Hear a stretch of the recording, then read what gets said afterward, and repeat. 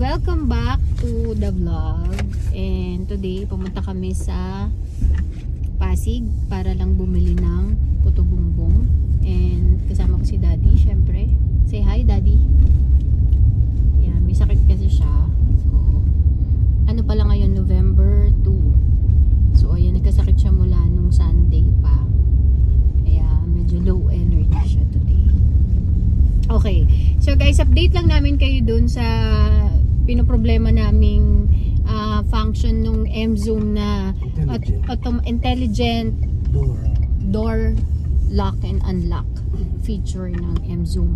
So since wala tayong update from GAC, Alabang, at wala ring update sa planta na sinasabi nila mag-update yung planta, ganyan-ganyan, eh tayo na yung kami na yung nag-observe nung sasakyan kung papaano. So before, 'di ba, dinala namin sa planta and anong sabi?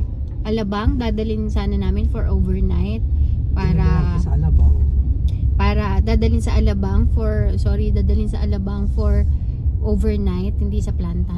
sa Alabang for overnight para ma-obserbahan. Tapos nag-send kami ng mga videos and all. So ayan, so tinry nga namin yung alisin yung mga keychains, susi nakatabi mismo nung car key. So ginawa namin yon, and then parang sabi namin, parang ang naman nung pag may katabing keychain, hindi na siya pwede. So tinanggal namin lahat yon. And cellphone, ayun, katabing cellphone, although parang may nabasa ako sa manual na bawal sa laptop, bawal sa cellphone, ganyan, kasi may radio waves, ganyan. So ganon. So ito guys, nabasa nga namin to sa manual before. Ito yung inaano ko kay Daddy na hindi ko magets. Hindi ko siya magets kung bakit ganon. So ayun, ang sabi dun sa manual guys, if the key is kept from the vehicle within about 2 meters for more than 2 minutes, the system will temporarily deactivate. So yung intelligent unlock niya, kapag within 2 meters, halos malapit yung susi mo sa kotse mo within 2 meters for about 2 minutes and over, hindi na siya gagana. So ayun ang ginawa namin guys. Pero ito, nabasa na namin to noon, hindi lang namin masyadong pinansin. So ang sabi ni Daddy JP, ilabas namin yung kotse sa labas. Pinark namin sa labas mismo, sa street. So gumana, nagulat kami, gumana, 'di ba Dino? Gumana yung susi na, gumana na siya. Tapos inulit-uli namin, gumana na talaga. Tapos ang ginawa nga ni Daddy ay itinabi dun sa drawer na malayo sa kotse. Kasi yung lagayan namin ng susi is nasa main door malapit sa garahe. So doon namin sinasabit. And ayun guys, gumana na siya. So yun yung nasa manual din na bawal siyang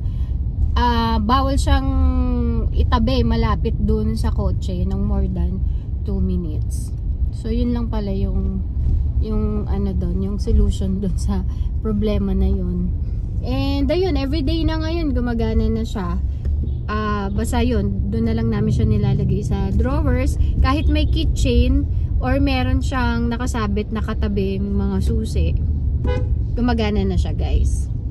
So yun lang yung solution doon. So kung kayo naka-experience kayo ng ganung problem dun sa intelligent lock and unlock ng M-Zoom ninyo, so yun lang ang gawin nyo guys, ilayo nyo siya doon sa kotse nyo, which talaga nag-work sa amin. So ewan ko lang sa inyo guys, papaano yung sa experience ninyo. So kung merong pang ibang ganung, kung meron pang ganun, ginawa nyo yung ganun na itinabi namin sa malayo yung susi, tapos ganun pa rin sa inyo, hindi gumagana, so comment lang kayo guys sa aming vlog.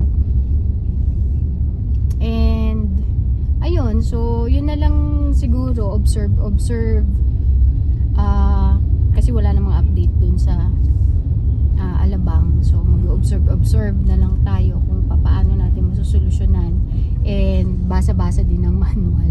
Although nabasa naman namin na to sa manual, pero ayun, dinedma lang namin. So akala pa namin yung sa wifi, di ba, ano, yung sa CCTV camera, may ganun pa kaming nalalaman na baka dahil doon sa wifi, ganyan. Kasi sabi nga nung GAC Alabang may frequency daw tinatawag, ganyan.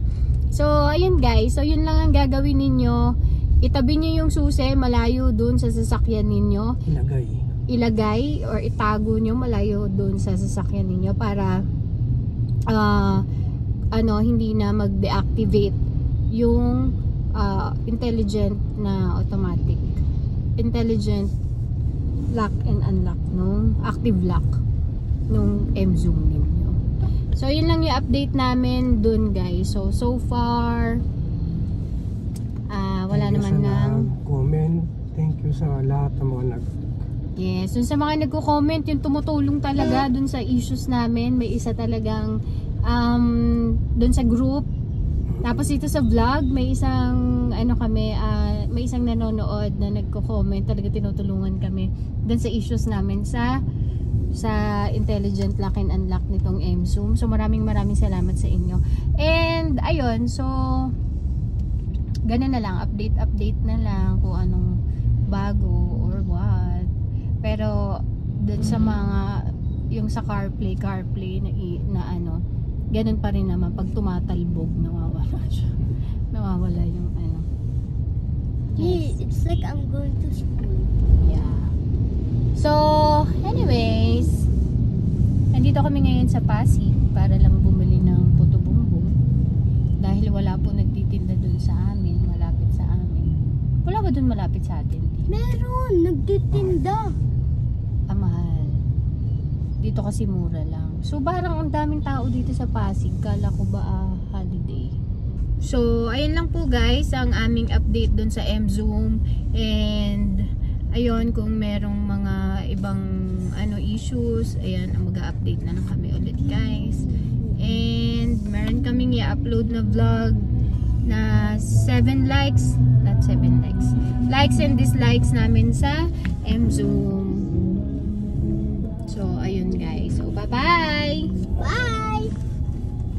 Don't forget to subscribe and like.